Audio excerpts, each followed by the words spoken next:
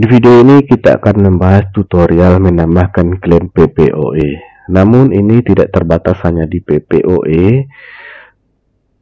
Tutorial ini juga berlaku nanti untuk menambahkan klien VPN yang L2TP, OpenVPN, PPTP, SSTP. Karena servisnya sama. Teman-teman, baik kita langsung masuk ke aplikasi RL Radius. Kita masuk di menu langganan, data berlangganan, kemudian kita klik tombol tambah. Datanya ini harus kita isi berurutan teman-teman, dari atas ke bawah, jangan dilewati. Di sini kita akan memindahkan data dari Mikrotik karena sebelumnya saya sudah ada klien, namun dia masih ditambahkan manual melalui Mikrotik. Kita lihat di menu PPP ini, kemudian di bagian secret. Nah, dari secret ini kita akan pindahkan ke aplikasi RL Radius. Tandanya jika dia connect melalui secret, di active connection ini ada L dia. L lokal berarti autentikasi melalui secret. Jadi jika dia connect nanti melalui RL Radius, ininya tandanya ini di flagnya ini akan menjadi R, artinya radius. Baik teman-teman, di sini akan kita pindahkan data yang Budi Hartono ini. Pertama kita klik dulu cari pelanggan ini. Karena pelanggannya belum ada, maka kita tambahkan ID pelanggan, biarkan saja kosong karena otomatis diisi. Nama pelanggannya kita isi Budi Hartono. Identitas ini nomor KTP atau SIM, NPWP, nomor pokok wajib pajak jika ada. Kalau tidak ada dikosongkan saja. Kemudian nomor HP. Nomor HP ini wajib berbeda teman-teman ya, antar satu pelanggan dengan pelanggan yang lain. Jika sudah ada berarti tidak bisa ditambahkan, nanti tinggal klik pilih data saja, berarti cari di kolom pencarian ini nomor HP-nya.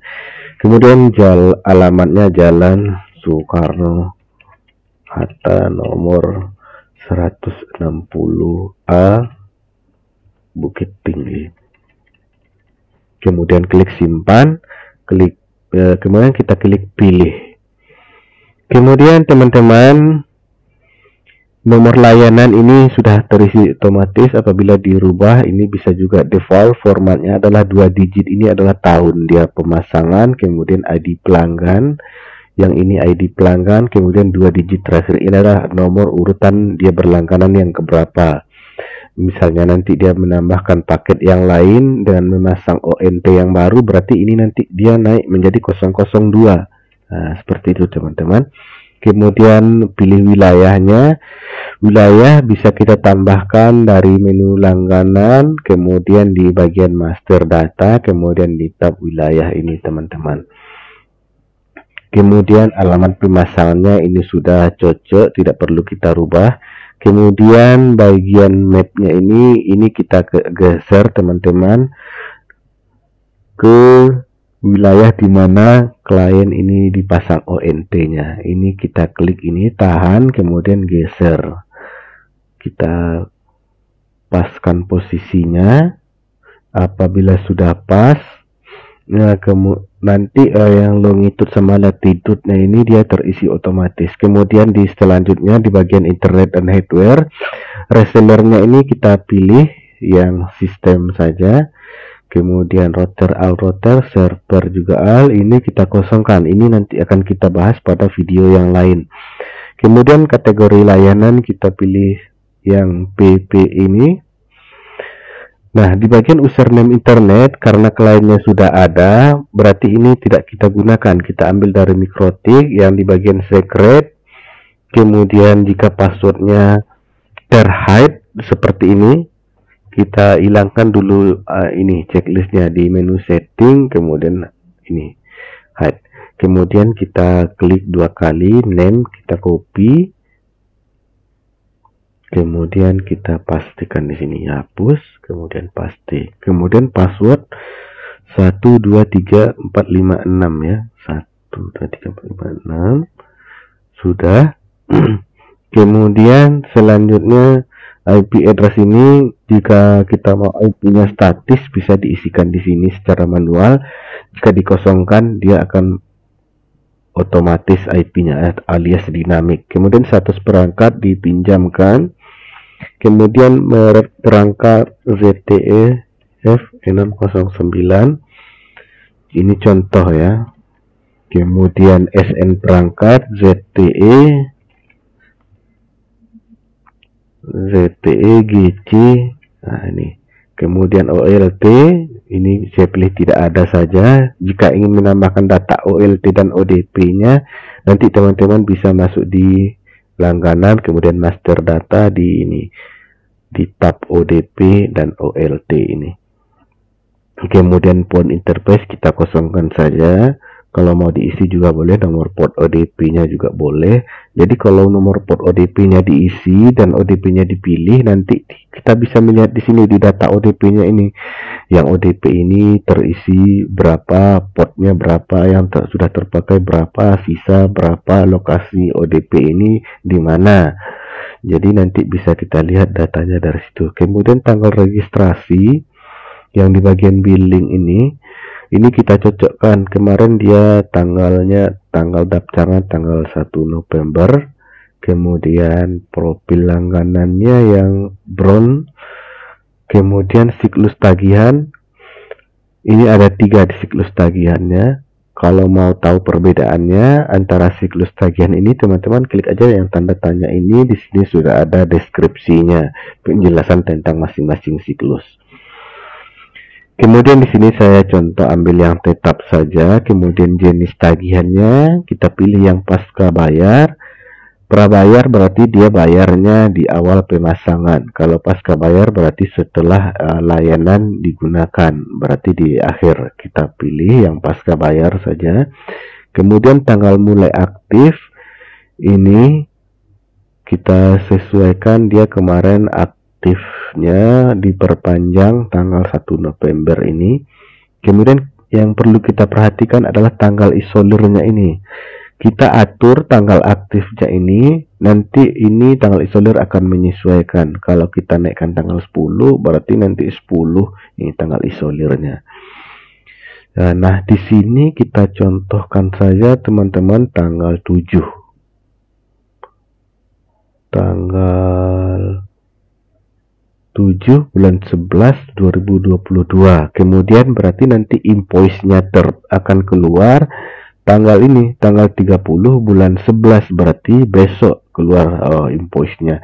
Sekarang tanggal 29. Kemudian jatuh tempo invoice-nya dia sama dengan tanggal isolir ini. Kemudian harga prorata ini, komisi resellernya 0. Karena resellernya ini adalah sistem otomatis, dia komisinya 0. Sementara di data profil berlangganan ini kita ada memberikan komisi di sini, tapi dia tetap 0 karena resellernya adalah kita pilih yang sistem. Kode unik ini adalah kode unik untuk pembayaran. Kita buat saya misalnya 101. Oh, sudah ada yang memakai. Kita buat misalnya 11. Jadi kode unik ini nanti akan ditambahkan di sini di belakang di total invoice-nya di sini 011. Kalau 0 berarti tidak ada kode uniknya. Ini nanti berfungsi untuk pembayaran otomatis jika ada kode uniknya. Sini kita tambahkan saja 11. Nah, ini sudah bertambah. Kemudian PPN-nya kita pilih ya, karena ada PPN, catatan masukkan di sini jika ada catatan. Kemudian jika ada yang lain, kita bisa klik tambahkan item ini. Misalnya ada paket yang lain, TV 40 channel, seperti itu. Kemudian misalnya ada biaya registrasi, kita tambahkan biaya registrasi. Namun ini pasca bayar. Jika dia pasca bayar kan registrasinya bayar di awal, sementara ini invoice-nya akan dibayarkan di belakangan, maka nanti invoice-nya kita buat manual untuk biaya registrasi. Caranya masuk di menu billing, kemudian unpaid, kemudian nanti bisa teman-teman buat invoice di sini. Masukkan nomor layanannya, nomor layanan yang ini. Nah, kemudian itemnya nanti teman-teman pilih yang biaya registrasi. Maka otomatis tagihan yang registrasinya itu akan langsung muncul, sementara paket internetnya akan menyusul di akhir pemakaian. Begitu teman-teman. Kemudian kita klik simpan data. Kemudian data berhasil ditambahkan. Nah, ini data sudah berhasil ditambahkan teman-teman. Namun status iNet-nya ini dia masih merah, artinya belum terkoneksi ke aplikasi RL Radius. Kita buka di Mikrotik-nya kembali, kita di secret-nya disable, kemudian aktif connection-nya, kita klik checklist, kemudian kita klik tanda kurang ini. Kita tunggu beberapa saat. Nah, kliennya sudah reconnect kembali. Bisa kita lihat di lognya ini, connect authenticated, kemudian dia sudah connected. Di sini flagnya ada tanda R, artinya radius dia sudah berarti connect lewat aplikasi RL Radius. Coba kita masuk ke aplikasi, kita reload kembali. Nah, iNet-nya dia sudah on. Di dashboard kita perhatikan yang langganan online sudah ada satu, yaitu Budi Hartono. Kemudian akan kita coba lagi teman-teman menambahkan satu klien lagi yang pasang baru, artinya belum ada di secret ini. Kita klik menu data berlangganan. Ini adalah klien yang pasang baru teman-teman ya. Kita klik tanda tambah, kemudian nama pelanggan kita cari. Nah, yang mau pasang lagi adalah klien Budi Hartono ini. Kita pilih. Jadi teman-teman, satu data pelanggan ini dia nanti bisa banyak menggunakan data langganan. Si Budi Hartono ini dia tadi sudah berlangganan satu, kemudian dia menambah lagi, memasang baru. Ini ada 02 di sini. Berarti nomor urutan layanannya dia udah yang nomor kedua. Kemudian wilayah biarkan saja default, kemudian alamat pemasangan kita cocokkan di sini, dia pasang di sini misalnya titiknya. Caranya teman-teman tahan ya, kemudian geser. Nah, longitude sama ininya terisi otomatis. Kemudian internet hardware mitranya kita pilih dulu, kita masukkan ke sistem.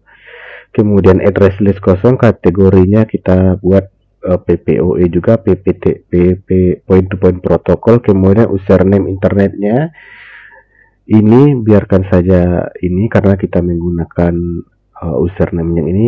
Tapi apabila nanti mau dirubah bisa juga, misalnya Budi seperti itu, Budi bisa juga seperti itu. Teman-teman rubah di sini Budi at mynet. Ini bisa biarkan aja default ya. Kita pilih kembali pelanggannya biar terisi otomatis. Nah, ini sudah. Kemudian passwordnya 123456, kemudian IP addressnya kita kosongkan, 100 perangkat dipinjamkan. Ini kita kosongkan saja dulu. Kemudian tanggal registrasinya hari ini tanggal 29. Profil berlangganannya kita pilih yang platinum. Kemudian siklus tagihannya kita pilih yang tetap, ininya prabayar. Tadi pasca bayar, sekarang prabayar. Tanggal mulai aktifnya ini kita buat berarti tanggal 29 November. Nah, untuk ini yang prabayar dia nanti invoice-nya akan langsung diterbitkan di hari itu juga, yaitu tanggal 29. Kemudian jika ada kode unik nanti masukkan di sini. 11 tadi sudah ada ya. Kemudian kita buat 12. Kemudian PPN-nya ada ya. Nah, di sini kita bisa lihat item invoice yang akan keluar. Kemudian kita tambahkan itemnya. Ini ada biaya registrasinya, kuantitinya 1. Jika mau dirubah 2 nanti boleh 2 di sini. Kita buat 1 aja. Nah, ini berulang. Di bagian berulangnya, kalau biaya registrasi ini tidak berulang, ini kan hanya ditambahkan satu kali saja, berarti ininya tidak. Kita tambahkan lagi itemnya, misalnya ada TV channel, TV 40 channel, namun yang ini berulang, jadi tiap bulan nanti akan include di invoice-nya, kita rubah berulang menjadi ya. Seperti itu teman-teman. Kemudian kita klik simpan. Nah, invoice-nya dia langsung keluar. Kita boleh print invoice-nya dulu. Kita pilih ini HPS. Kemudian kita print. Nah, sudah teman-teman, sudah keluar invoice-nya. Namun apabila nanti ini tampilan invoice-nya tidak bisa langsung terlihat seperti ini, biasanya karena teman-teman menggunakan ini ya, IDM. Teman-teman rubah di bagian option, kemudian file type, cari di sini PDF. Jika ada PDF, misalnya sini ada PDF seperti ini, maka teman-teman harus hapus yang PDF-nya ini, PDF, agar file PDF-nya tidak langsung terdownload oleh Internet Download Manager. Kemudian teman-teman, kita lunaskan tagihannya karena dia sudah langsung bayar ketika dia registrasi. Kemudian kita set invoice-nya lunas. Kemudian ya sudah dibayar. Kemudian back. Kemudian kita setting ke router pelanggan di router kliennya. Kita buka dulu router pelanggannya. Sini saya menggunakan TP-Link sebagai contohnya. Username-nya admin, passwordnya admin. Kemudian login. Kemudian di bagian operation mode ini kita klik di sini wireless router, sudah benar. Kemudian networknya, connection type-nya kita rubah menjadi PPOE. Ininya kita copy yang ini teman-teman ya, username. Kita paste di sini, kemudian passwordnya 123456. 123456. 123456. Nah, sudah, kemudian kita klik save.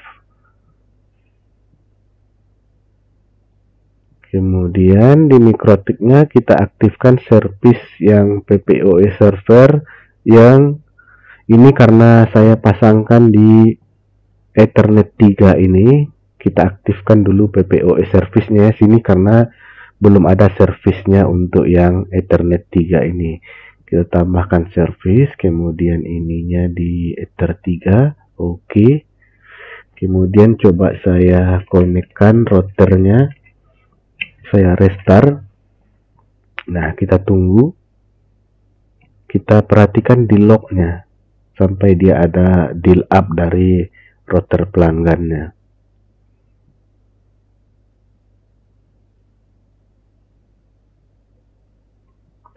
Kita tunggu beberapa menit. Nah, dia sudah connect teman-teman. Di lognya kita terlihat ini authenticate, kemudian connected. Dia sudah connect. Kita lihat di active connection. Nah, ini dia teman-teman, sudah langsung online ya. Kemudian cara mengeditnya, kita klik aja di tabelnya ini teman-teman. Misalnya tadi yang paket platinum ini, yang Budi Hartono paket platinum, kita klik. Kemudian kita mau merubah di bagian merek perangkat ini ya, TL, merek perangkatnya TL WR840N. Kemudian SN perangkatnya 220. Nah, ini SN perangkatnya. Kemudian kita klik simpan untuk merubahnya. Nah, seperti itu teman-teman cara menambah dan merubah klien PPOE. Baik, demikian video kali ini. Mudah-mudahan teman-teman dapat memahaminya. Jika ada pertanyaan nanti boleh bertanya di grup Telegram RL Radius. Sekian, terima kasih.